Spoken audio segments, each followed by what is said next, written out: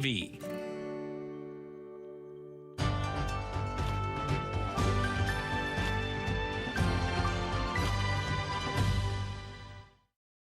We'll now commence with 60-second opening remarks. The candidate order, as determined alphabetically by surname, is Jonathan Castles from the NDP, Bardish Chagger from the Liberal Party, Megan Shannon from the Conservative Party, and Carla Villamuzo from the Green Party of Canada. Bardish Chagger will answer the first question, and the previous rotation will continue. Concluding remarks will be in reverse order. We'll start the debate with Jonathan Castles for opening remarks. Jonathan? Thank you, James. Hi, my name is Jonathan Castles. I am a financial professional with nearly a decade's experience in the industry. I'm also a national activist and organizer who's worked on election reform and Pharmacare, and I'm a local dad.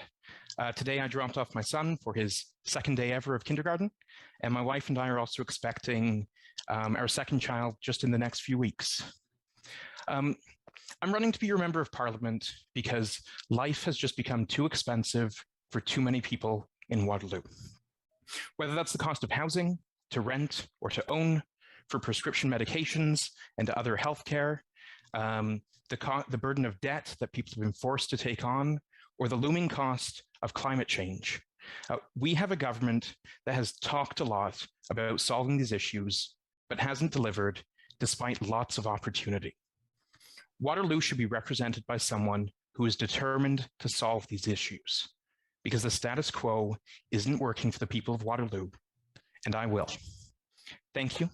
I'm Jonathan Castles, your NDP candidate. Now we'll go to Bardish Chagger from the Liberal Party. Hi, I'm Bardish Chagger, your Liberal candidate. I am proud to have served as your Member of Parliament since 2015. Over the past 6 years, our Liberal government has delivered, even in the face of the worst health crisis in a century. We acted quickly and decisively to put necessary supports in place. We worked closely with provinces, the private sector, and civil society to face this crisis head on. We created programs to protect Canadians and save jobs. Canadians kept their homes. Many businesses weathered the storm. Canadians rose to the occasion. Today, we have a higher proportion of our population fully vaccinated than any other G7 country. We're rebuilding our vaccine research and manufacturing capability. We've maintained one of the best fiscal positions in the G7. We've made great strides in the environment. Families are better off, yet we have more to do. This battle isn't over, and we need a plan for the future. The Liberal Party has that plan, a fully costed plan for our economy, our environment, for families. It's a plan for fairness, equity, and reconciliation. I look forward to our time together and sharing some of the progress we have made and how we move forward for everyone. Thank you. Thank you. And now Megan Shannon from the Conservative Party.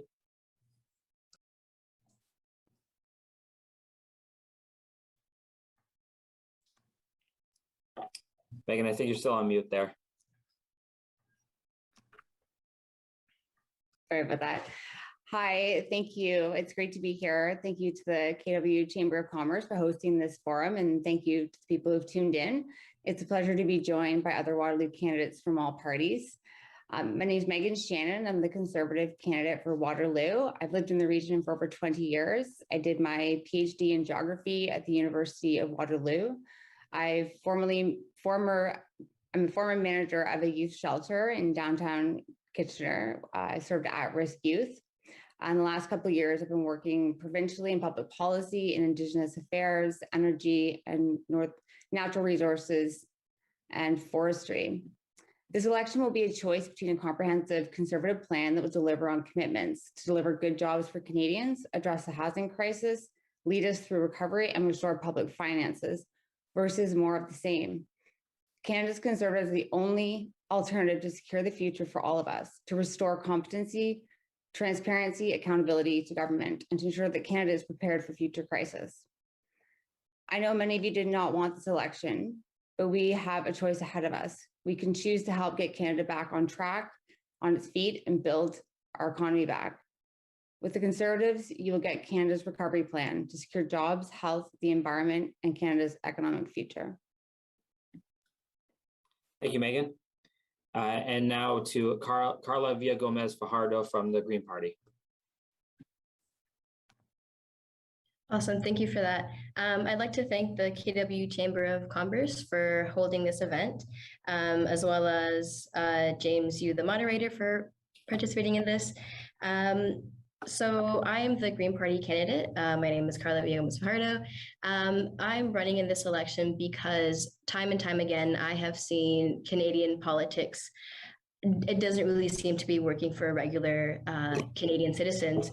In my time here at Waterloo, I've been an active member of the community. I have worked with diverse groups such as at my school, we have a group called ABS, which is the Association for Black Students, as well as the LGBTQ plus Rainbow Center, as well as I sit on the Student Advisory Committee for gender-based violence. So I've been pretty involved in my community, and I know firsthand the issues concerning these underrepresented groups. In a time like this, we have climate changes completely of the essence. We haven't really been doing enough, and we need to take strong actions to address this climate crisis once and for all, as well as ensure that we have affordable housing for our citizens here in Waterloo. It's becoming less and less attainable for regular folks. And as somebody who at some point in my life wants to get into the housing market, that's something that concerns me. I want to make sure that I can secure, a solid future for myself. My goal with running in this election is to bring back an honest and trustworthy voice to Ottawa. So I'm Carla Villamuzo, and I'm the Green Party candidate. Thank you. First question we'll proceed with is, what is the priority local issue for the residents of the riding where you are seeking election in September of 2021? And with the first response, we'll go with Bardish Chagger. Thank you so much, James, for that question. So me and my team are having important conversations. What I'm hearing at the doors is that Canadians want to beat this pandemic. We want to see us actually make sure that the health and safety of Canadians remains a priority, but that we also have measures into place, including vaccine procurement, which our government has the most diversified vaccine portfolio. And today we see more Canadians vaccinated, fully vaccinated, and our numbers are actually greater than any other G7 country. We see that Canadians want to get back to work. They have appreciated the measures that we have put into place, including, securing jobs through the wage subsidy, the Canada Emergency Response Benefit, a support grant for students to make sure that they also have some supports during this time. But they also want to see us focus on the environment. And that's why we have a comprehensive plan to not only build upon the work we're doing, including a price on pollution that is accompanied by the Climate Action Incentive, but to ensure that we are protecting the environment for future generations. They want to see us actually be in the housing space, and the federal government returned to the housing space in 2015 when we took office. And they also want to see us work on reconciliation. And our government believes in a true nation-to-nation relationship, Indigenous-led, where the government actually listens to what Indigenous communities are asking for, rather than the Ottawa knows best mentality. The last comment I'll make, James, before you cut me off, I'm not sure if we have a minute or how much, is really that Canadians want us to make our decisions based on the evidence and science available. And that's why we have restored funding to the Chief Science Advisor. We have invested in research, but Canadians do not want decisions based on ideology. And me, with my background from the University of Waterloo, a Bachelor of Science, I will always ensure that our decisions are made based on evidence and science. There's a lot more that Canadians are talking about. This is definitely not a one-issue election, but we need a plan for the future, and the Liberals have that plan, and Canadians, they deserve to get to choose how we get there. Thank you.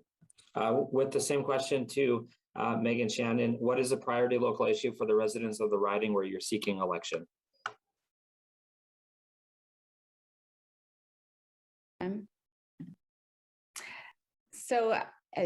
In the last 2 months, my team and I have knocked on almost 20,000 doors. I've heard of many priority issues, and if I had to pick a couple of them, I would say the housing crisis and affordability, seniors, more supports for seniors with disabilities, and economic recovery for small businesses. In terms of affordability, the cost of living is going up, grocery bills are up 5%, and the gas prices have skyrocketed. Inflation is at the highest level it has been in 20 years and rising. Conservatives have a plan to get the spending under control and to lower the cost of living for Canadians. For example, we would lower food prices by increasing the maximum fine for price fixing from 24 million to 100 million, introducing criminal penalties, including jail time for executives convicted of price fixing. We would also require transparency for investment management fees so that seniors and savers don't get ripped off, including requiring the banks to show investment returns on net fees. In terms of housing, the Conservative Party would bring down the cost of housing by stopping the inflationary impacts of foreign buyers and speculation in the housing market. We will ensure that housing in Canada is truly for Canadian residents first. For seniors, in terms of supporting seniors and people with disabilities, the Conservative Party has a plan to help seniors stay in their homes, improve the quality of long-term care, and maintain financial security for seniors by ensuring that their pensions are secure. For example, we would amend the home accessibility tax credit by increasing the limit from $10,000 per dwelling to $10,000 per person.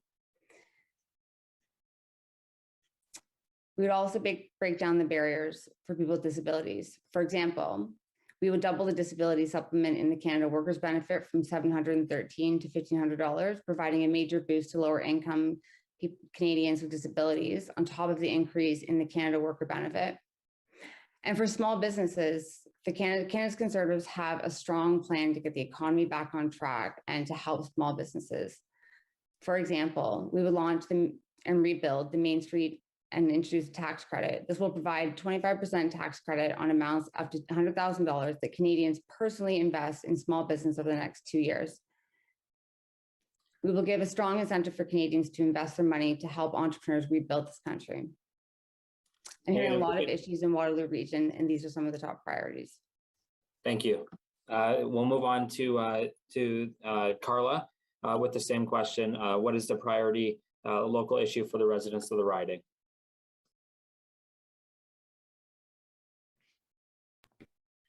So in my time, I've been lucky enough to be able to do some canvassing. Obviously, with COVID in mind, we do have to adjust accordingly, make sure that we're doing that in a safe way and that we are adapting as we need to. But in my time in doing that, I have noticed that the residents here are telling me that, housing is a huge concern.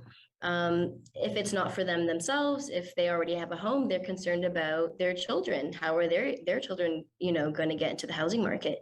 The Green Party believes that housing is a human right. We have goals to make it more affordable. We have a concrete plan. So we want to appoint a Minister of Housing to strengthen the National Housing Strategy. We want to increase the National Housing Co-Investment Fund. We can even look for solutions in the private sector. This can look like partnerships with companies to build affordable housing units and technologies that can build houses at a reduced cost of current traditional buildings. And we really do believe that your house is a home, right? It's not just an investment. And we really do hope to strengthen regulations on foreign investments in residential real estate. We want to create an empty home tax for foreign and corporate residential property owners who have their buildings who leave their buildings vacant. We want to prioritize funding for nonprofit and cooperative housing.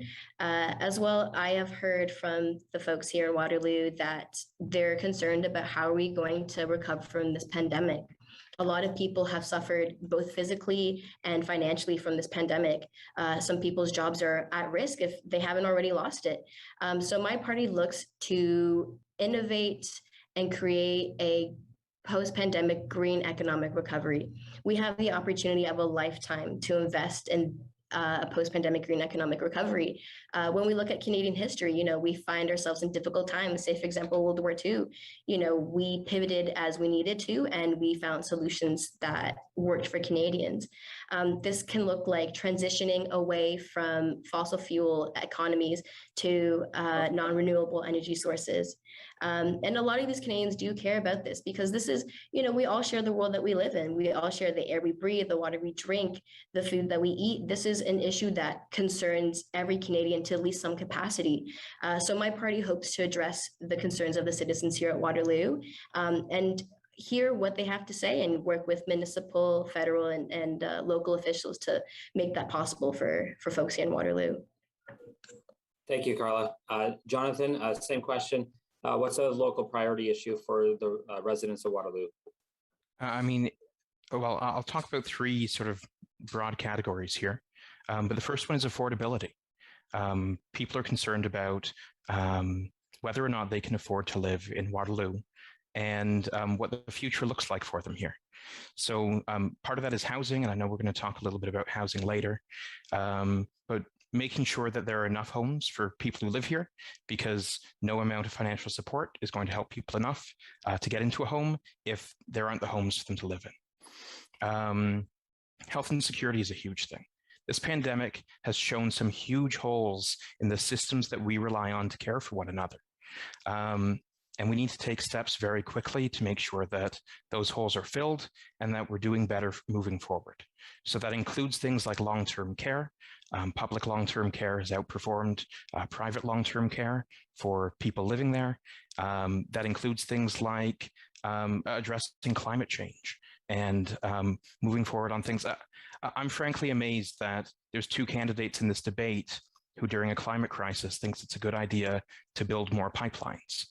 I also think growth, so recovery and growth.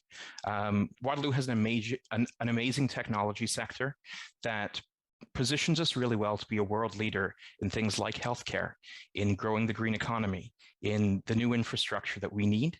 And there's some amazing opportunities here in Waterloo to make sure that we're recovering from the pandemic, but also growing moving forward and creating new opportunities for people right here in Waterloo. Thank you. Thank you. Moving on to the second question. First one to respond will be Megan. Do you support in principle the implementation of a proof of vaccination program for non-essential businesses?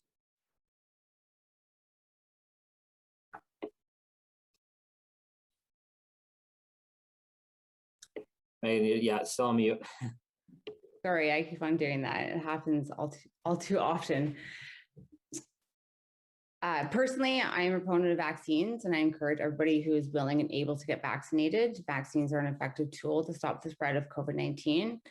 I do also believe that Canadians have the right to make their own medical decisions. Informed consent is a principle of Canadian society. The Conservatives will require unvaccinated Canadian passengers to present a recent negative test or pass a rapid test before getting on a bus, train, plane, or ship. Similarly, we will require federal public servants who are not vaccinated to pass a rapid daily test. In terms of vaccination passports, this is an issue of provincial jurisdiction, and the Conservative Party respects the rights of provincial governments to implement and manage their own public health guidelines.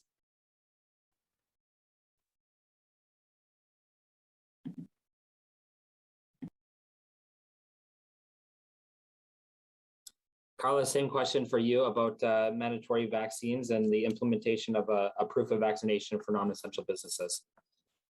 Yeah, thanks for the question. So my party puts health and safety as a top priority. You know, if our folks aren't healthy and safe, then what much do we have? I think the vaccine passport in theory, is a really good initiative to ensure that people going into public spaces are keeping their peers safe and making sure that we reduce the spread of COVID-19. This being said, that when we talk about vaccine passports, we need to make sure that it's done in a way that creates social cohesion, it supports healthcare, education, small businesses, and it has to be easy to implement. When we look at vaccine passports, you know, not everyone accesses healthcare the exact same way. This isn't a one size fits all. Say, for example, elderly folks. I have two grandparents who, you know, don't have smartphones. They don't have access to QR codes.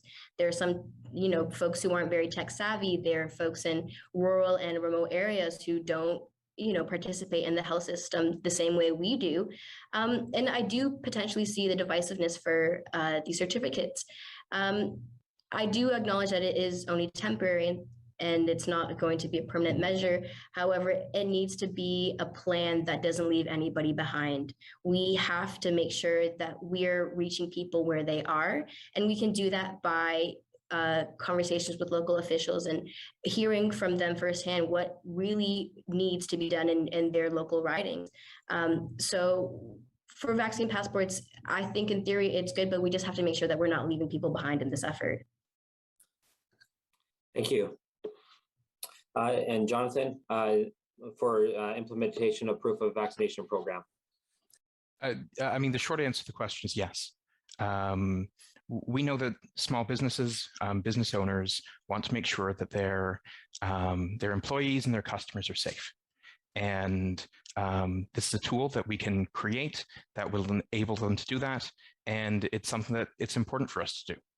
I'll add that Carla just spoke really well about some of the concerns, making sure that vaccine passports are accessible, or whatever tool we end up with are accessible. And I'd add that we also need to make sure we're in a position where workers who are being asked to interface with people, to talk to people, ensure that whatever rules are in place are actually enforced, are protected as well. It's a difficult thing to make sure that we're checking, that workers are checking those things. And that's something that needs to be sort of built into the process right from the start, just along with accessibility, how that's going to work. This is important. I'll add to that as well that I think it's a little embarrassing that the government we have right now has been talking about not being able to do this for another year. That it will be next year before we actually get to this. There's other governments in the world, there's governments in Canada who've implemented things like this in a few weeks or months, going back to January. And the fact that the response we're getting on this topic from the Liberal Party's leader is that we're looking at next year before anything is in place is embarrassing and unacceptable. People deserve these tools to keep themselves and others safe. Thank you. And we'll go to Bartage with a response to the question, and if you wanted to respond to Jonathan's question as well. One thing I often say is, as much as the world needs more Canada, Canada needs more Waterloo. In Waterloo, we can have respectful conversations without trying to undermine. Let's be part of the solution. And that's what the residents of the riding of Waterloo and the Waterloo region do. So I'm not going to take the bait of the NDP candidate. But what I will say is that, as I mentioned in the earlier comment, and the question that was posed to me, is that Canadians do want to fight and finish the fight against COVID-19. Millions of Canadians have rolled up their sleeves and have taken the vaccine. Our health regulator, Health Canada, has demonstrated and proven, based on evidence and science, that these vaccines are safe and that Canadians can receive them. Obviously, there are uncertainties and concerns, and it's important that we work together to address those. When it comes to the federal level, I too agree that, we are a confederation in Canada and there's different levels of jurisdiction. So I would say that it's important that the federal government work with the international community, just like we are with the G7 and the World Health Organization, to ensure that our vaccine credentials are recognized in other countries. Unless you're Indigenous, everyone immigrated to Canada at some point. We want to ensure that travel is two ways. And we want to ensure that we're working with provinces and territories, which we have done well. A re-elected Liberal government will actually launch a $1 billion COVID-19 proof of vaccination fund to support provinces and territories who are implementing a requirement for proof of vaccine credentials. And we'll also table legislation to ensure that every business and organization that decides to require proof of vaccination from employees and customers can do so without fear of challenge. And I think that's where we want to ensure that we're part of the solution. And that's why we will continue working with all Canadians. When we say diversity is our strength, not just the shells we occupy, but the diversity of regions, of experiences, of lived realities, and the list goes on. And I will continue to be a voice that listens to all Canadians, even when we don't agree, to figure out how can we find a better way forward. Thank you, James. Thank you. On to the next question. What is your plan to continue support to small business during the remainder of the pandemic and beyond? And would you support higher business taxes? And Carla, we'll begin with you on that answer.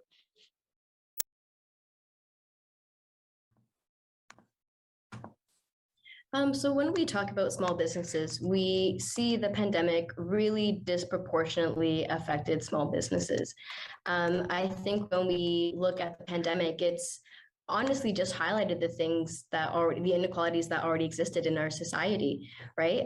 When we look at the pandemic and the outcomes, who benefited from it and who really, really hurt the most. When we look at We have multinational companies such as Netflix, Airbnb, Uber. These companies have made huge profits in the pandemic. And to me, as someone who just looks at it at face value, that makes no sense to me. I know plenty of folks and students even who struggle to find jobs in the summer, who struggle to keep their jobs. So to me, it doesn't really make a whole lot of sense why we have a two-tier society. We have people in the pandemic who are basically the haves and the have-nots. And unfortunately, the small business owners seem to have been the have-nots and really bared the burden of this crisis. To address this, we really do want to crack down on corporate tax evasion. We live in a rapidly growing globalized economy, and our taxes need to keep up with the times. We support taxing foreign multinational companies such as Amazon, Netflix, Airbnb, Uber, and who have you, who don't currently pay their fair share of taxes on Canadian land. They currently pay close to zero in income and corporate tax.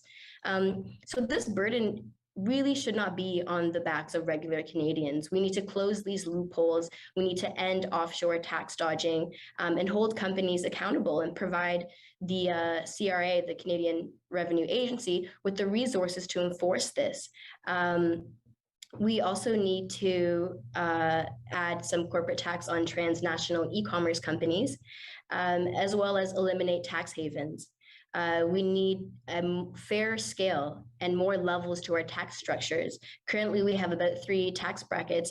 And you know who that hurts the most? That hurts middle-class Canadians and middle-class citizens of Waterloo the most. We need to increase the amount of brackets we have so that burden isn't just on regular folks. So my party really does see the need for, there being an equitable society, really, because we can't have a two-tier society where people are benefiting and other people are really suffering. Thank you, Carla. Jonathan, what is your plan to continue to support the small business during the remainder of the pandemic, and would you support a higher business tax? So the first thing I'd highlight, as far as who's going to pay for the recovery, it needs to be those who've profiteered during the pandemic. And by and large, almost entirely, that's not small businesses, certainly not small businesses in Waterloo. So that's where the recovery costs need to come from. In terms of support, the NDP was instrumental in making sure that small businesses in Canada had access to a 75% wage subsidy as they needed it. Perhaps the Liberal candidate will call this bait as well. I just call it her record. The Liberals came forward with a plan for a 10% wage subsidy. It was the NDP that basically said, we need at least 75%. And there's businesses all through this community that wouldn't be in business today if not for the work that the NDP did on that. I'd also talk about, I'd also speak to the fact that support for people is support for small businesses. So when we're looking at something like Pharmacare, just bringing in Pharmacare in Canada, on average, will save employers $600 a year per employee, right? That's real savings to businesses in this area. When we talk about things like CERB and supports to people, frankly, the Liberal government cut it off too soon. One of the reasons a lot of businesses that were closed during the pandemic are struggling to find workers now is because CERB was cut off before they could reopen. It's cut off for a lot of people, reduced for others, and those workers needed to go find work in other industries. And so when those industries that were closed reopened, their workers were working elsewhere. It's just an example of the government that we have not thinking through the consequences of their actions, cutting off support to people too soon, and in turn, that hurts businesses because businesses rely on people. That's just how these things work, and we can do better. We can do better than what's been done. Thanks, James. Thank you. And Bardish, same question to you. What is your plan to continue to support small business during the remainder of the pandemic and beyond? And would you support a higher business tax? So our platform has been fully costed and it is available for all Canadians to see. I encourage you to please go to liberal.ca. Not only will you be able to read what we have been able to accomplish together, you will be able to see the vision that we are proposing in this election, and we truly believe that Canadians should get to decide on that future. I want to take a minute and just give a shout out to the greater KW Chamber of Commerce for having worked so closely with all different levels of government, and the fact that they represented their members and their needs. And when we brought forward the Canada Emergency Response Benefit, it was for people who were not going to be able to stay on the payroll. But we wanted Canadians who are workers to be able to stay on the payroll, and that's why we brought forward the Canada Emergency Wage Subsidy. Yes, we did not always get it right, but we worked with anybody who is willing to work in a constructive way to deliver better outcomes for Canadians. That's my focus. I'm born and raised in the Waterloo region. I'm born Canadian. I chose to be a Liberal because it's a party in which I can actually deliver better outcomes for the citizens that I am elected to represent, and I'm so proud of. And that's why I say Canada needs more Waterloo.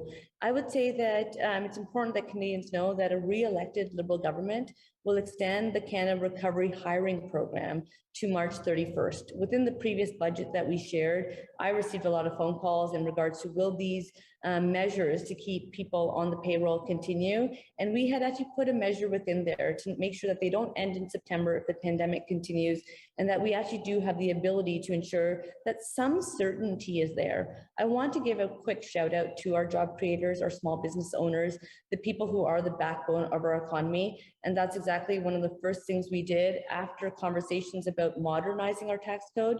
We lowered the small business tax to 9%. We lowered taxes for the middle class from 22% to 20.5%.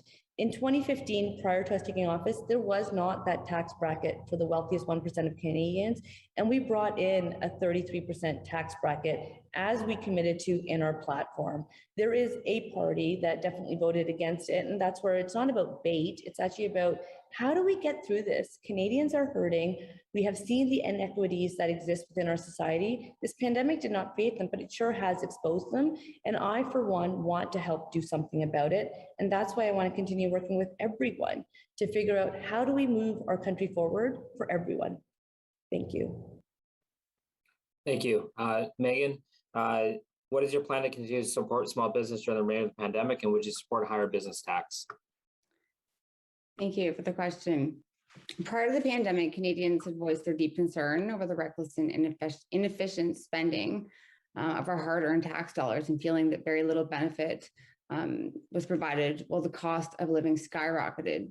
The pandemic has exacerbated this, and now people are finding everyday life unaffordable and are afraid for their fiscal future. This includes businesses, which are the backbone of our economy.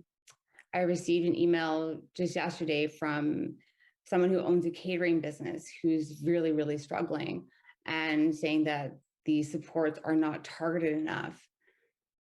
Canada's Conservatives will help build the main streets of our community across Canada and give small businesses the support they need to get back on their feet. As a couple initiatives that I mentioned earlier provide a 25% tax credit on amounts up to $100,000 that Canadians personally invest in a small business over 2 years. We'll also launch the Main Street Business Loan to provide loans of up to $200,000. The $60,000 Canadian Emergency Business Account loan is too small for thousands of small and medium businesses. Canada's Conservatives will immediately offer a super CEBA loan of up to 4 months of pre-pandemic revenue, up to a maximum of $200,000. This qualification criteria and the terms will be similar to the CEBA. Up to 25% of this will be forgiven depending on the company's revenue loss. Our plan will also support small businesses by providing 25% wage subsidy to businesses for new hires. And to help those who have been unemployed long-term, our plan will cover up the cost of up to 50% of a salary for those who have been unemployed for 6 months or more. In terms of taxes, Canada has lost its competitive edge on taxation under this government, which is threatening our livelihoods and bleeding out business investment that we need to keep us employed. Our personal and business income tax rates are now well above the average of the OECD nations. And now they're talking about capital gains tax on the sale of your primary residence and taxing the financial sector. Taxing big banks to pay for big spending will just result in banks passing those costs on to consumers. Taxing the capital gains on primary home sales is an equally ineffective policy. Sellers will just build in the tax to their asking price, further driving up the cost of living. Canada's Conservatives have got us through a recession once. We will get us through this one. Thank you. Next question, if there's no other points of discussion there. Do you support universal Pharmacare, and what is the estimated cost to the taxpayer? Jonathan, we'll start with you on that one. Pardon me as I collect myself. There were some really terrible ideas for people in Waterloo in that last statement. Yes, I support Pharmacare. Absolutely, I do. Pharmacare is one of the most frustrating issues in Canadian politics to me, for the simple reason that we know that it would save Canadians money. The amount that we're paying now from employers and from paycheck deductions from Canadians in order for people to have drug coverage is more than a national Pharmacare program would cost. We can cover everybody, give everybody coverage on their prescription medications, and have it cost less than what we're paying today. It's truly amazing that this hasn't been done. I mean, it's been promised for decades. The Liberals first promised Pharmacare in 1997. And yet, even today, I mean, we're 6 years into a Liberal government where they could have delivered it for us, and they haven't. They voted against NDP motions to bring this about. And it seems to be disappearing from their plans. You know, in the 2019 budget, it wasn't perfect, but the Liberals had 5 pages on Pharmacare. It started on page 58 of their budget. In 2021, in their budget, Pharmacare took up half a page, and it started on page 238. In their platform for this election, it's 1 bullet point. It's not even its own section. And all it talks about is issues that either aren't Pharmacare or are incredibly local.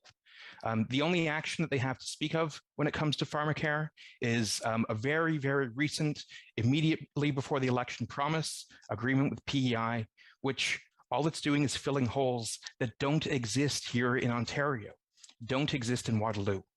They're calling it a model for Pharmacare throughout Canada, but if their model is what they are agreeing to do in PEI, then they are not planning on delivering any changes on Pharmacare anywhere else in the country. And when you read their plan, that's exactly what's in it. Yes, I would deliver Pharmacare.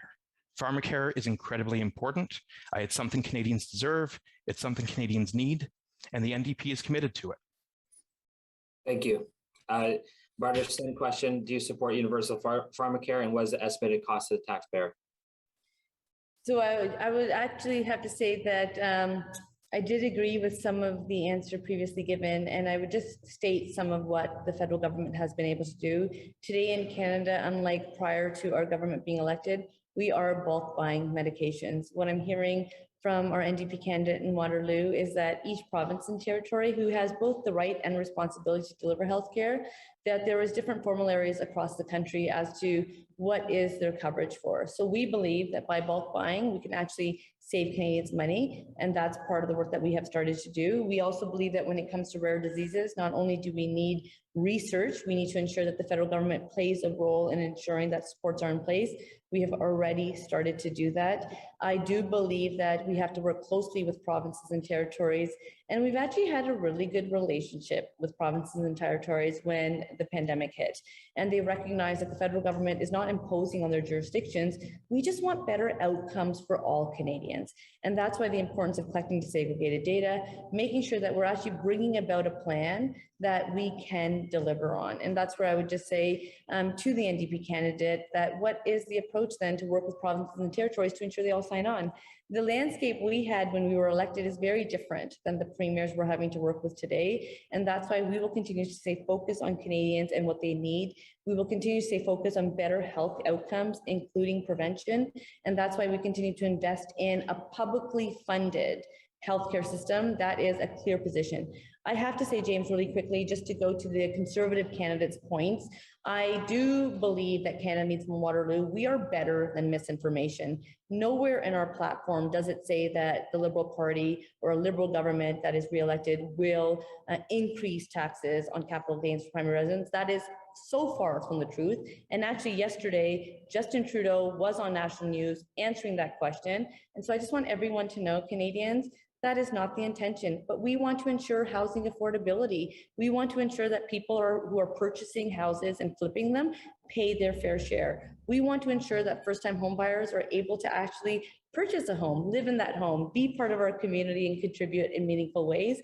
And that's why I would actually say respectfully, out of all of the housing plans that are within our platform, the Liberal Party plan actually is the most comprehensive, and it builds upon our national housing strategy that was informed by people with lived experiences, including right here in the Waterloo region. It's an impressive plan that is actually delivering outcomes for people in Waterloo and across the country. But I just want to correct the record, because I would appreciate if we would all focus on the platform we are advancing rather than misleading in regards to other parties. Thank you. Thank you. Megan, same question to you for Pharmacare. Do you support universal Pharmacare, and what is the estimated cost to the taxpayer? Thank you. This pandemic's had tremendous impacts on our healthcare system, and I've met a lot of healthcare workers at the doors who've shared their struggles over the past year, and also people who have been on long wait lists due to the backlogs in hospital capacity. I do want to say that Canada's Conservatives are 100% committed to the principle of universal healthcare access, and it's shameful for other parties to mislead Canadians into thinking otherwise. I want to talk about what Canada's Conservatives will do for our healthcare system, which has three pillars. First would be increasing health transfers. Under an Erin O'Toole-led government, Canada will be able to count on stable, predictable health and social program funding. We will massively boost the health transfers to provinces by at least 6% annually, doubling the Liberal commitment and representing a nearly $60 billion more for healthcare over the next 10 years. We'll also focus on addressing the opioid crisis. An average of 17 Canadians a day die from opioid-related deaths. Since the onset of COVID-19, opioid-related deaths have almost doubled. Families across this country are mourning loss of their children, their families, their partners, and Canada's Conservatives will treat the opioid epidemic as the urgent crisis that it is. Our recovery plan will invest $325 million over the next 3 years to create 1,000 residential treatment beds and build 50 recovery community centers across the country. We'll make the single largest investment in Canadian history for mental health supports for Indigenous people, providing $1 billion over 5 years to boost funding for Indigenous mental health and drug treatment programs, including those that are culturally appropriate.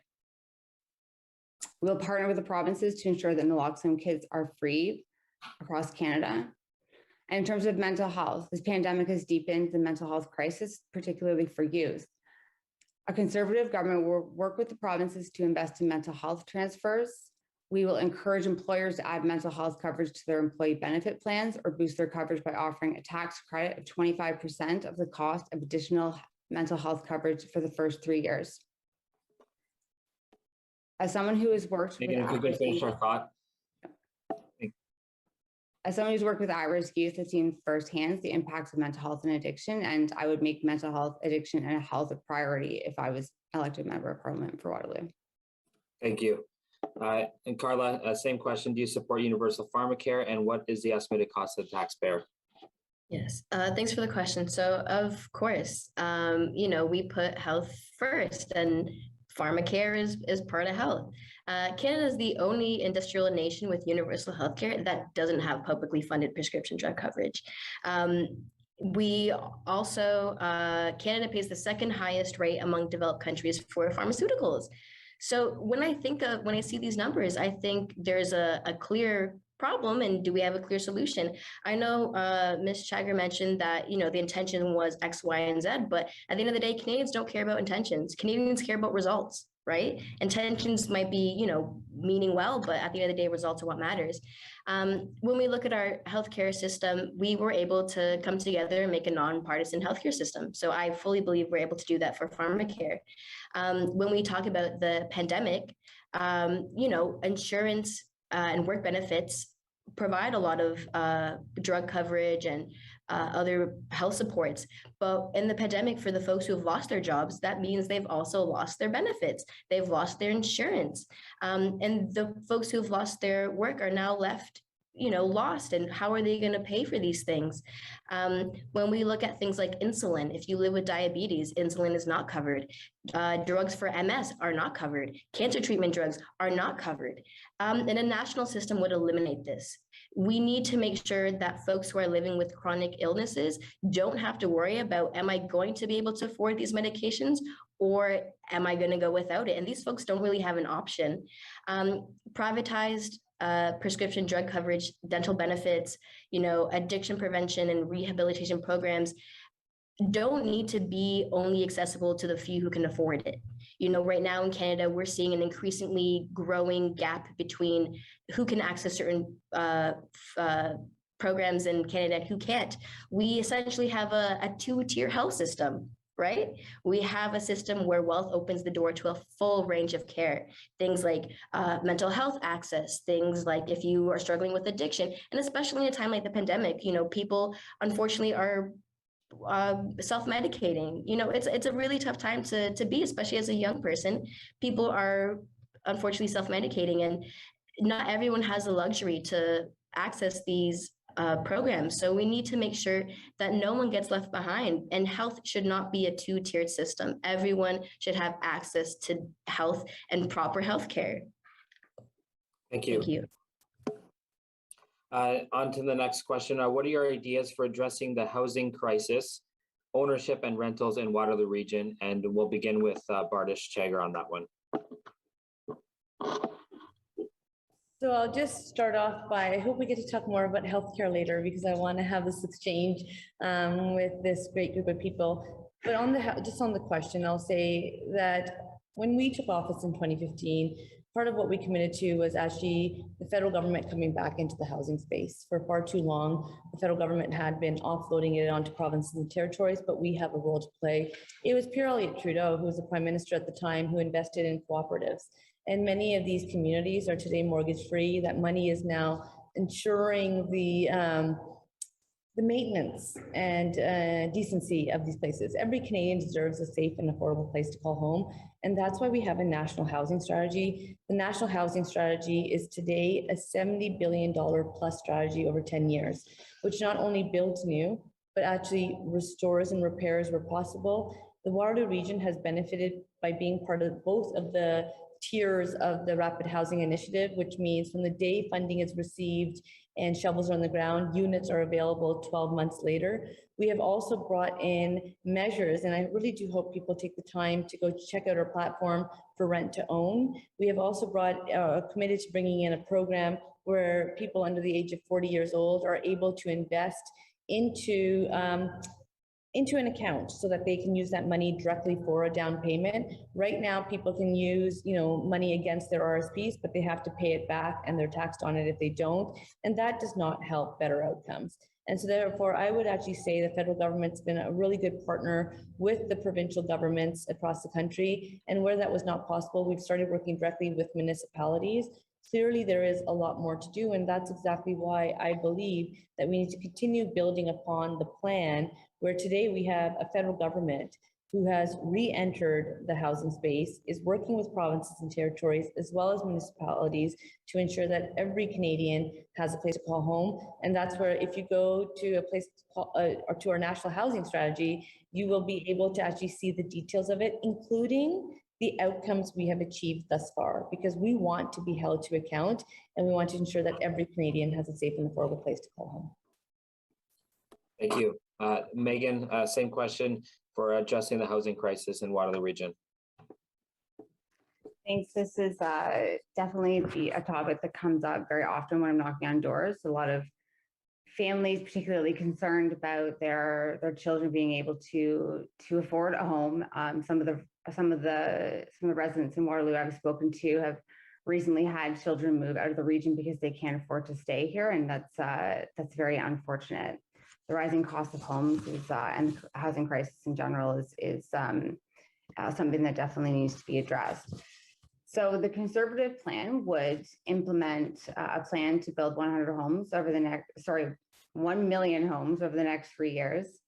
We would also review the extensive real estate portfolio of the federal government, the largest property owner in the country with over 37,000 buildings, and release at least 15% for homes.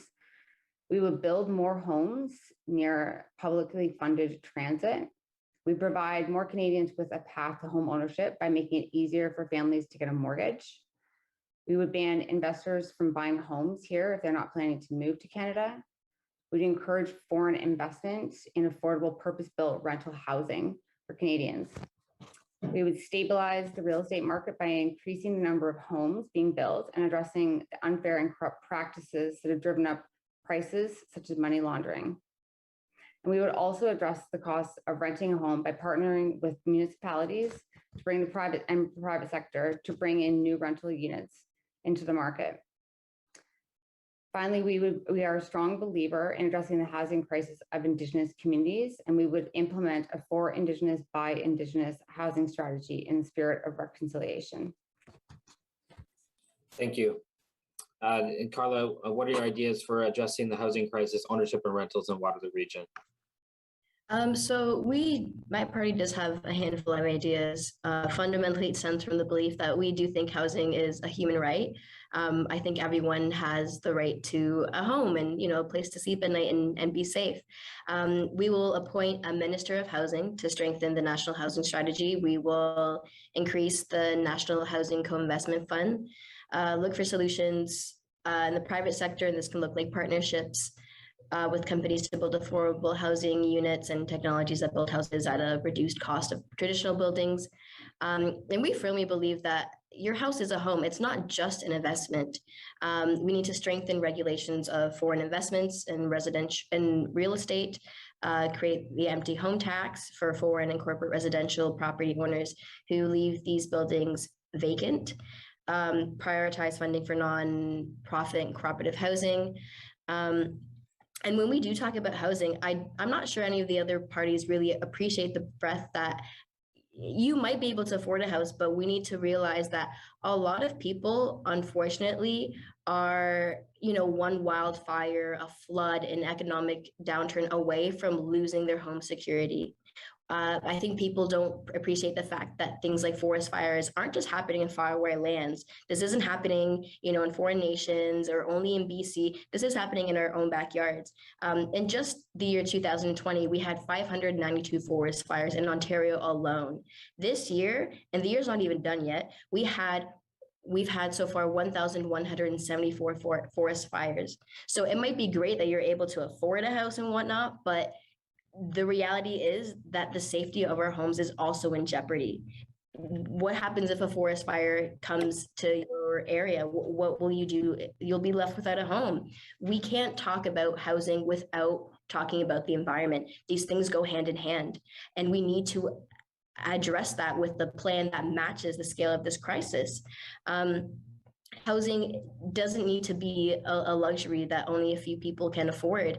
As somebody I'm 23 years old, and I would one day like to get into the housing market. And it does scare me. It scares me a lot to realize that on top of the fact, students have student debt, we have things to pay for. How are we supposed to get in the housing real estate market? It seems increasingly impossible. So my party does have concrete plans to address that and support people who are current and prospective homeowners to make housing a reality for the folks here in Waterloo. Thank you. And Jonathan, with the same question to you about housing. Yeah, housing is a crisis that's been 30 years in the making. Right up to today, last 6 years, we've seen the cost to rent and the cost to buy spike dramatically. And so when we're talking about, the records of different parties who've been in government over the last 30 years, none of them have really succeeded in addressing this. The first thing that we would do as New Democrats is an emergency measure. The cost to rent for the average Canadian has gone up more than $4,000 in the last 6 years. And we have a plan where we would get help to those people. as much as $5,000, basically so that they can buy the things that the increase in rent has stopped them from being able to buy. That's an emergency measure. Frankly, that's a blunt tool. Like coming out of finance, I can say clearly that that is a blunt tool, but this emergency has developed to the point where that's what we need to do. We then need to increase supply. If 3 people are looking at a home, it doesn't matter how much extra money you give to them, how much access to money, anything like that, only one of them is going to get it. And that's whether they're buying it or renting it. So we need to increase supply, and we have a plan to do that. We're going to build 500,000 new quality, affordable homes. And unlike some of the plans that other parties have had now and in the past, those are all new units to supply. A lot of plans that have existed in the past have taken things like renovations on existing properties. You go in, you slap some new paint on it, and you pretend that that's a new unit. It's not. That doesn't help with supply. They've also backloaded their plan so that a promise made today won't even get started until after the next election. Our plan is to make sure that at least half of the units that we are promising are built in the next 5 years. Beyond that, we need to help with affordability. So more units will make things more affordable for people. We also have a plan where we want to increase the maximum length of mortgages for new home buyers without necessarily increasing the amount that they're borrowing. And what that will do is make sure that we are lowering the cost to own a home, letting people have lower monthly payments without just adding to the amount of debt that they're taking on when they purchase the home. So more supply, emergency measures to help people, and long-term plans to make things more affordable. That's what New Democrats would do. Thank you. How can Waterloo Region assist on reconciliation with Canada's Indigenous residents? And Megan, we'll start with you on that question.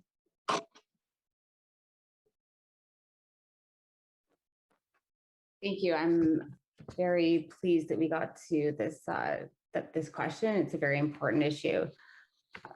As somebody, I've worked in Indigenous affairs provincially for the last 2 years. Some of the work that I've led, the very important work that I've led, is the Missing and Murdered Indigenous Women and Girls file.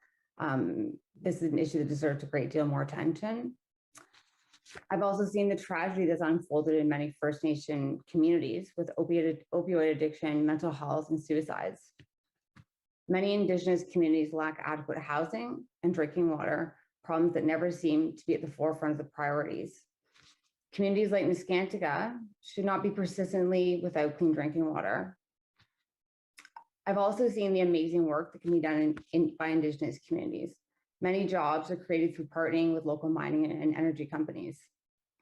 The important work, for example, that Martin Balls and Webequay are doing on the environmental assessment for the road leading to the Ring of Fire, an area of mineral development, is very important, and the federal government needs to help fund these initiatives.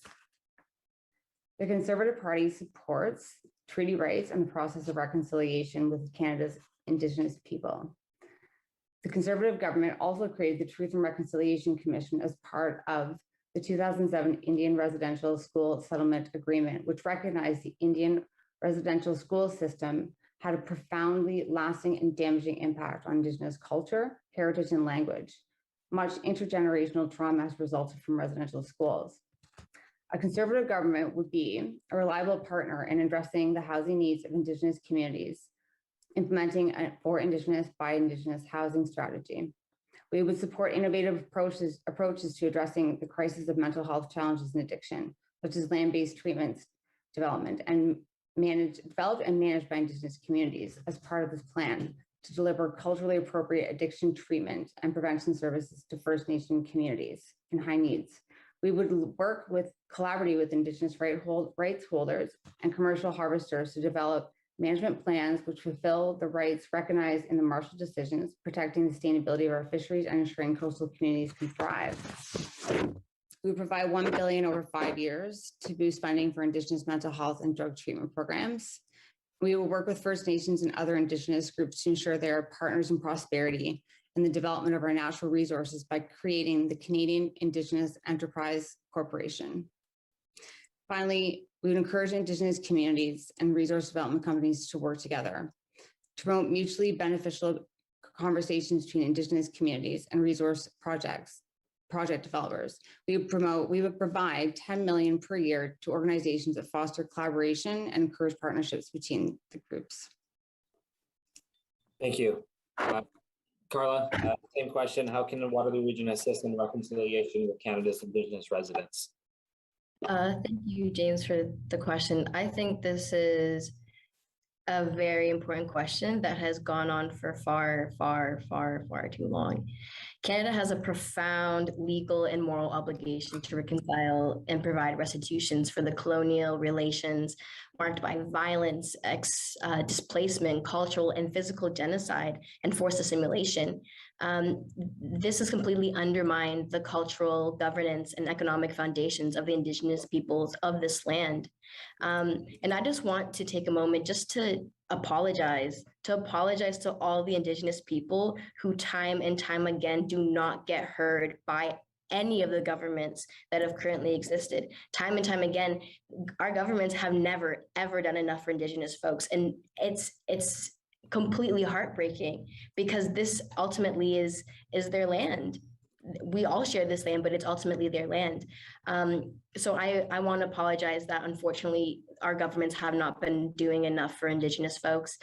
This being said, I truly admire the ongoing leadership and the resistance and the resilience of these Indigenous folks in the face of systemic oppression and intergenerational trauma. I will support the efforts of Indigenous folks to emerge from the position of disadvantage that colonization has left them in. I will support cultural revitalization and healing, support the development of Indigenous education curriculum that are language and cultural specific, revise and further the Truth and Reconciliation Act, support and sustain the transmission and regeneration of Indigenous cultural works and languages. We plan on educating non-Indigenous Canadians of the histories, the customs, the traditions, and the cultures of the First Nations, the Métis, the Inuit people the Inuit people of Turtle Island. We need to name the problem. This is systemic racism. We need to name it as it is. If we can't name it, we can't fix it. I believe Canada cannot reach its full potential as a nation until the socio-economic gap between the Indigenous people and the rest of Canada is closed once and for all. Thank you. Thank you. Jonathan, how can Waterloo Region assist on reconciliation with Canada's Indigenous peoples? Yeah, thanks for making sure this topic was included in the debate here, James. Well, to begin, I'm going to talk about something that hasn't been mentioned by the other candidates, but I think that all of us would agree on, as we've sort of seen children found at residential schools this year, that we need to make sure we're committed to finding every child, and where the communities are asking for us to, making sure that those children are returned home. It's been a heart-wrenching reckoning in some ways this year. I know that nothing that was discovered this year was a surprise to Indigenous peoples and communities. They've been talked about this and known that this had happened for a long time. But still, there's been as I say, heart-wrenching reckoning. One of the best things about running as an NDP candidate is knowing how strong the representation from Indigenous people is within our party. We have a larger slate of Indigenous candidates than any other party. And one of the reasons that is incredibly important and incredibly valuable is because discussions on this, decisions on this, need to be led by Indigenous voices. The role for someone like me is to support and to lift burdens and to amplify as things are being shared by Indigenous voices. And leading into that, when it comes to what we can do and what we should do, I mean, we have a report with 94 recommendations from the Truth and Reconciliation Commission. We need to do those things. We can't just talk about them. We actually need to make sure that those things get done. Same thing when we're looking at the UN Declaration on the Rights of Indigenous People. We've talked about it. It's been voted on in Parliament. That this is something that we want to do, but we actually need to implement it. We actually need to follow through on these things. Waterloo Region is a leader in speaking to all kinds of issues throughout Canada. And this is one that when it comes to making sure that it's part of our conversation, it's part of our ongoing understanding and learning, this is something that, Waterloo Region is going to need to be key in, just because we drive many of these discussions. As I say, like the place for someone like me is to amplify, to support, to lift burdens. And that's my commitment on this. Thanks, James. Thank you. And Bardish, same question. How can Waterloo Region assist in reconciliation with Canada's Indigenous residents? So I'm just going to start by acknowledging that I'm non-Indigenous. My grandfather actually immigrated to the Waterloo region in the early 70s and then brought the rest of the family here. I am a settler, and I have become very aware prior to even being elected, just the realities of Indigenous communities. So I do want to acknowledge that I'm on the traditional territory of the Anishinaabe and Anishinaabe neutral people. And why I think it's important to acknowledge the land is because we have to know where we come from to know where we're going. As I said, born and raised in this community. My school system did not always teach me that, but I don't want to make excuses. I, as an individual, as an adult, should actually take more time to actually learn about our history, our true history. And that's why our government is committed to a true nation-to-nation relationship with meaningful two-way dialogue. As part of our platform, we have shared that we will confront the legacy of residential schools. We will take action to confront systemic racism against Indigenous peoples, especially in the justice system and healthcare, launch an Indigenous urban, rural, and northern housing strategy, and protect the well-being of Indigenous children and families. And I just want to share that every day in Canada, Indigenous children are being separated from their communities, their languages, and their cultures. And that's why we actually advanced Bill C-92, an act respecting First Nations, Inuit, and Métis children, youth, and families. This legislation was co-developed with Indigenous, provincial, and territorial partners to put in place a law that was Indigenous-led to give Indigenous kids back to their communities. So we have a lot of work to do. This is a bill that I actually, as government House Leader, passed time allocation on. We did not receive any support from other parties, which was unfortunate, but we did. We were able to use our majority to take action. A year later, by working with Indigenous partners and governments, we were able to actually announce the first agreement through POWASIS to give nations to give their kids back. Bill C-12, which is the United Nations Declaration on the Rights of Indigenous Peoples, it was brought forward as a private member's bill by NDP MP Romeo Sagnash. We were not able to get it to the Senate. I will always give credit where it's due. We committed to bringing that in as government legislation. We were able to get it through the House and the Senate. Unfortunately, it was the Conservative Party that voted against it, and we could have seen it voted on a lot sooner, but that might just be the reality of some of our systems. I really do want you to know, when it comes to lifting water boil advisories, we refuse to take the Ottawa knows best approach or the Government of Canada telling Indigenous communities how to self-govern and operate. And that's why we will continue to have meaningful dialogue, Indigenous-led, in the way to proceed. Through the investments we've made, we've actually prevented 188 drinking water advisories from being put into place by actually not only empowering, but enabling Indigenous communities to make their own decisions.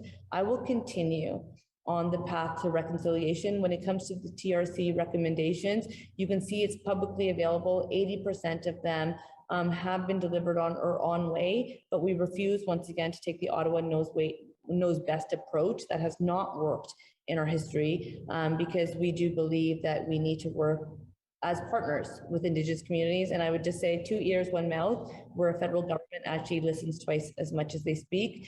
And I do believe in that relationship, and I will remain committed to it. Thank you. What measures do you propose to assist local technology companies? And Carla, we'll begin with you on this point.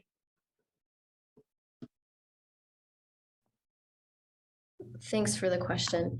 So when we look at Waterloo, we are an extremely educated city. We have Wilfrid Laurier University, and we have the University of Waterloo, and a handful of colleges.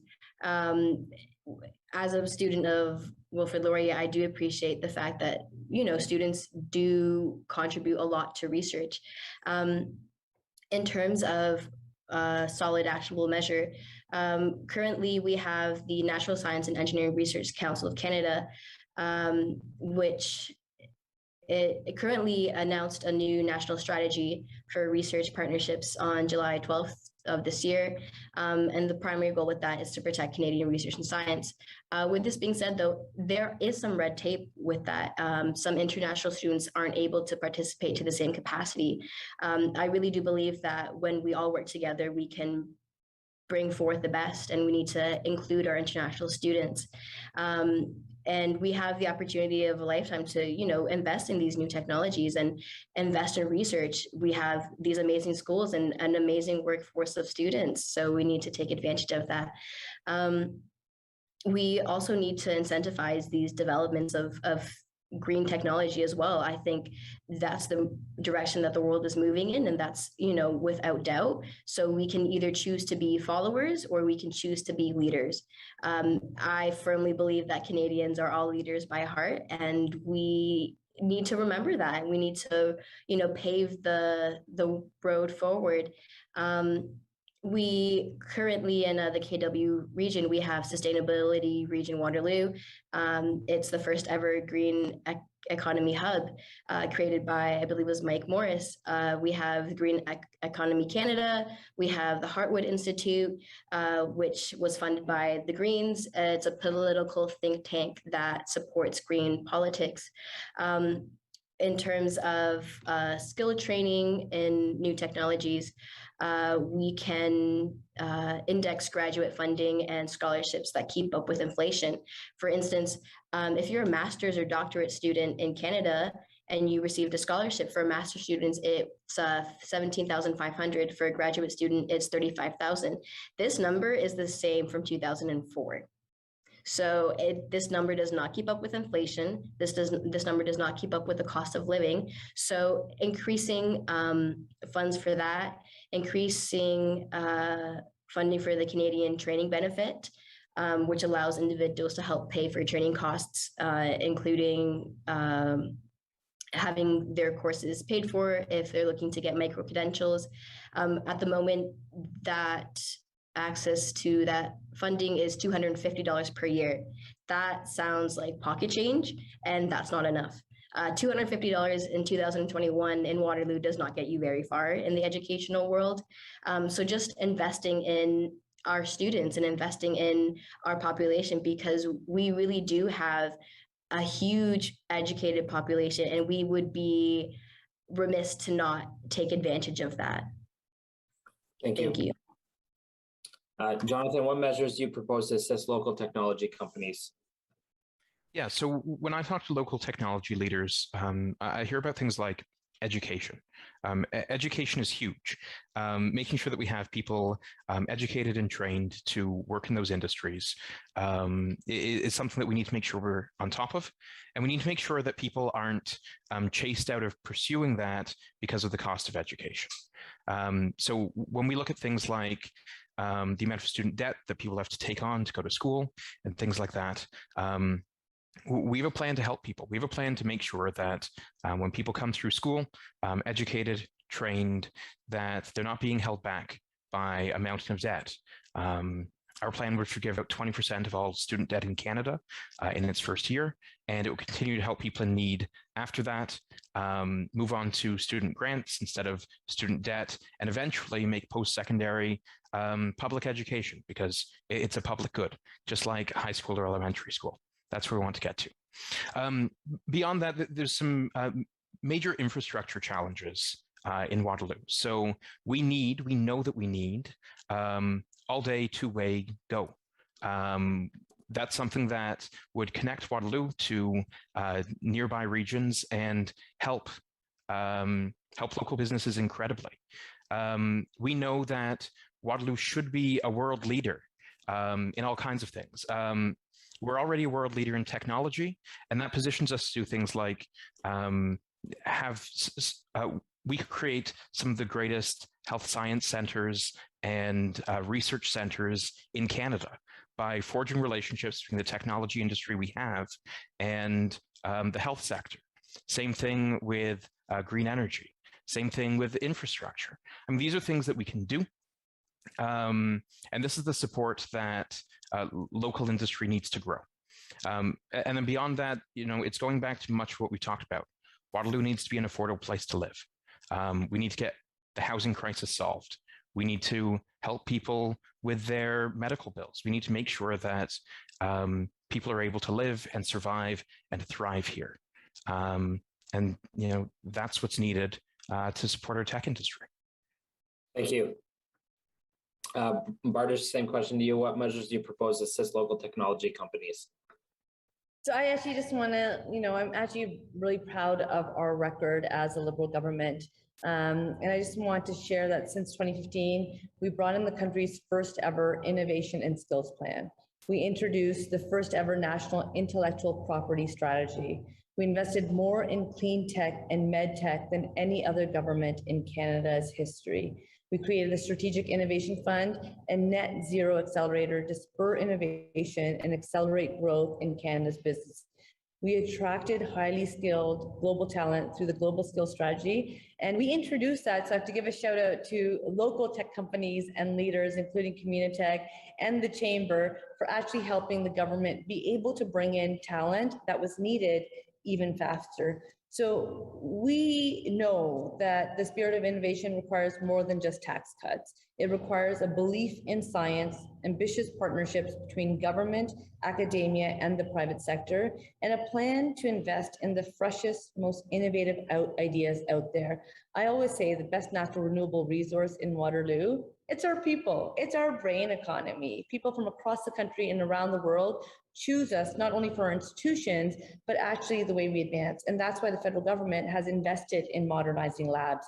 Each of the 3 post-secondary institutions have had massive investments from your tax dollars because we believe in the future. And just one I can say is that we are committed to reforming the scientific research and experimental development program to reduce red tape and actually modernize it for its purpose today and to make it easier to use. And personally, I graduated from the University of Waterloo in 2004. When I graduated, not only did I have 6 months of payment relief, I had interest accumulating the day after I graduated. Part of our platform actually builds upon removing interest to ensure that graduates actually are able to have a more successful future. And that's why we have increased grants, diminished to zero interest to ensure better prosperity for all. Thank you. Thank you. And Megan, same question. What measures do you propose to assist local technology companies?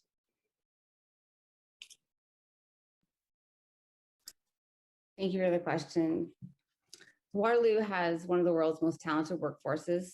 We have so many great advantages here in our region, and it's a fantastic place to launch and grow innovative products and businesses, particularly in our tech sector.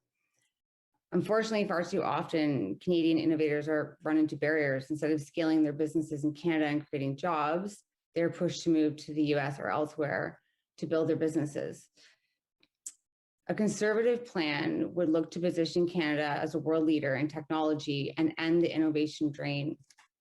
We would do so by incentivizing Canadian companies to develop their products here by cutting the income tax rate in half for newly patented technologies developed here in Canada. Conservatives will establish the Canadian Advanced Research Agency to fund major cutting-edge technological advances such as carbon capture and storage, hydrogen fuel, small modular reactors, electric vehicle development, and pharmaceutical research and production.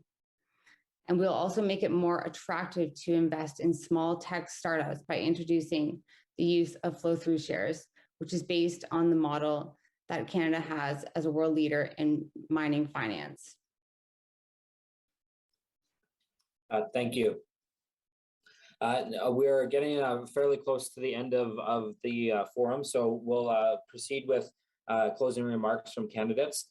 So candidates will provide 1 minute closing remarks in reverse order from opening remarks. So Carla will speak first, followed by Megan, Bardish, and Jonathan.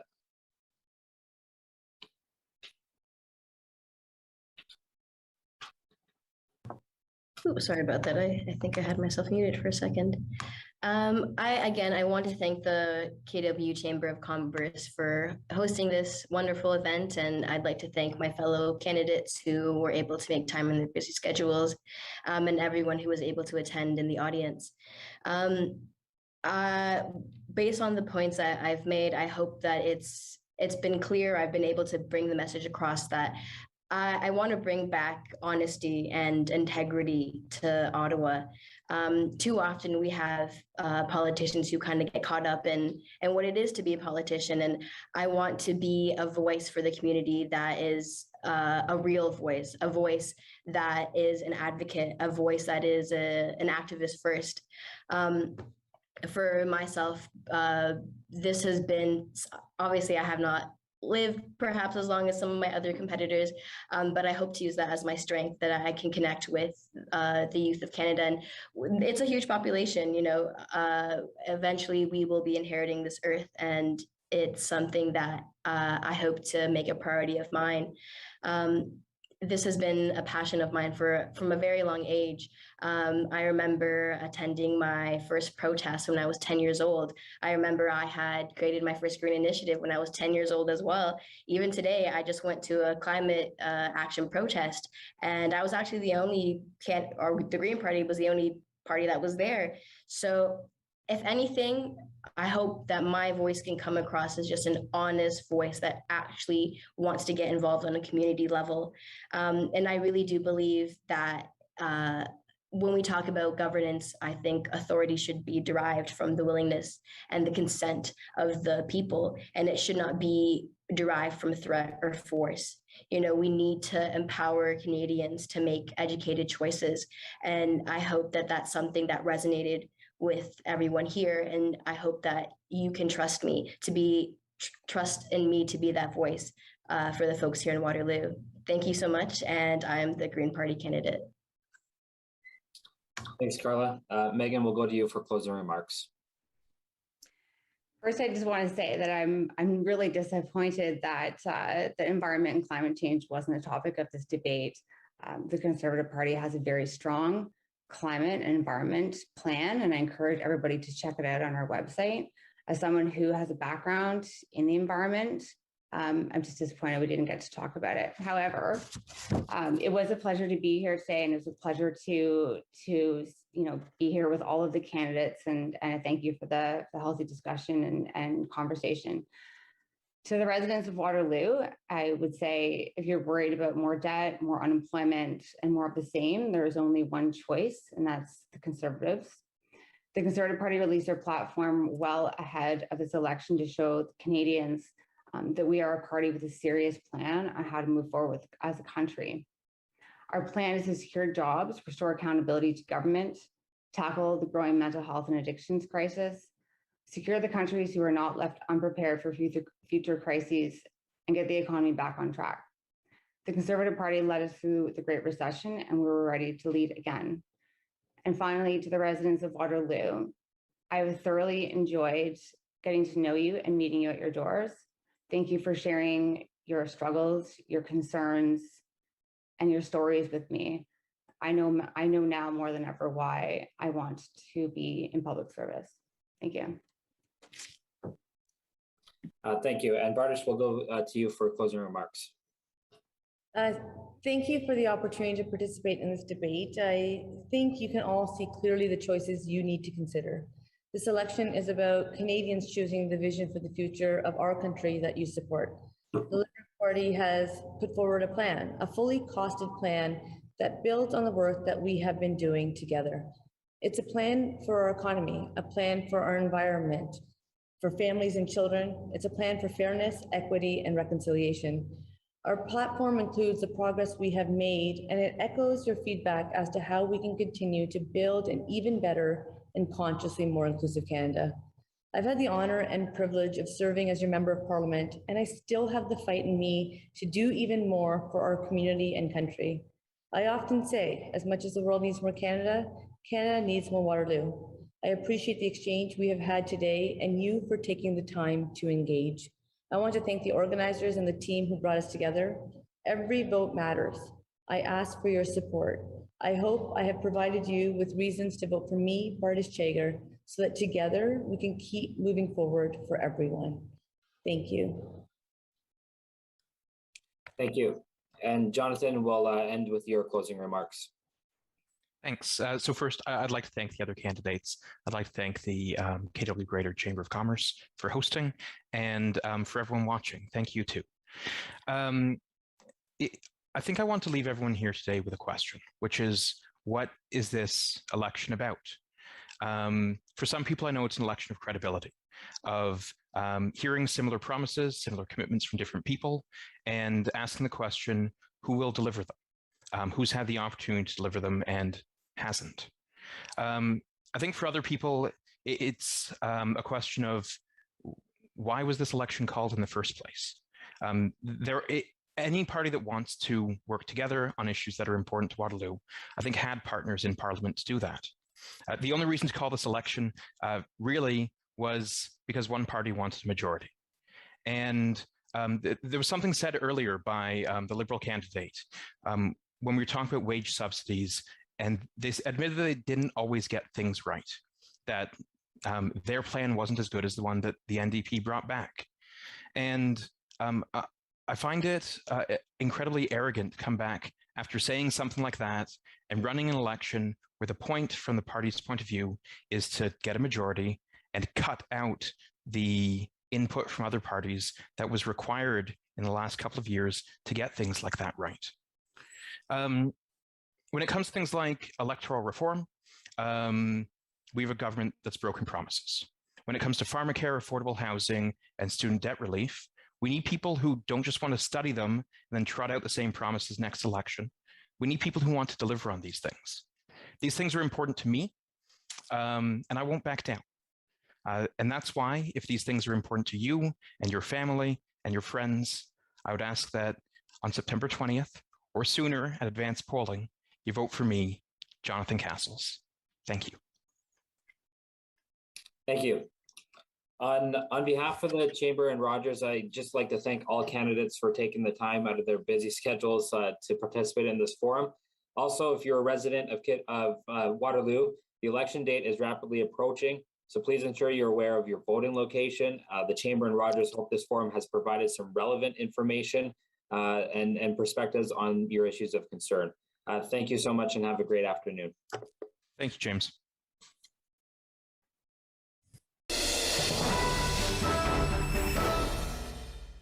Hello, my name is Patrick Doucette, and I'm running as a candidate for the riding of Waterloo on behalf of the People's Party of Canada. The People's Party of Canada is an inclusive political party that is representing the desires of Canadians all across this great country.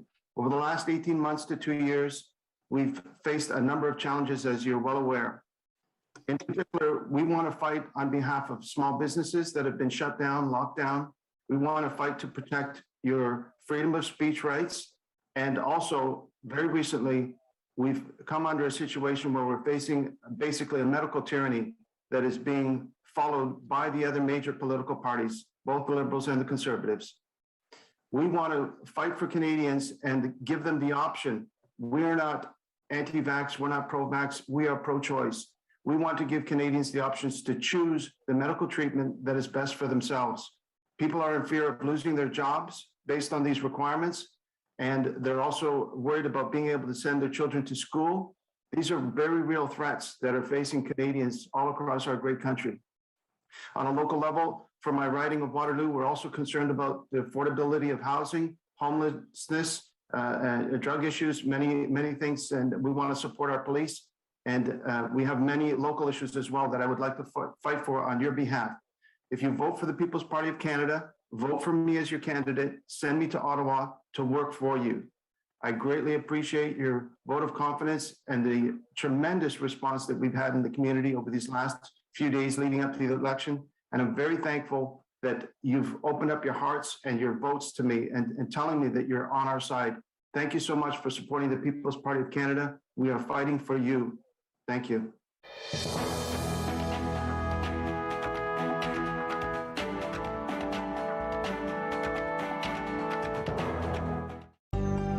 Call the Rogers TV viewer response line, email us, or connect with us on social media.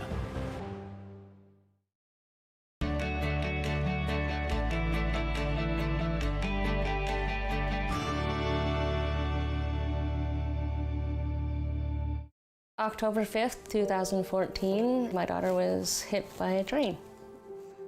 She was walking along the sides of the tracks, and it shattered her world.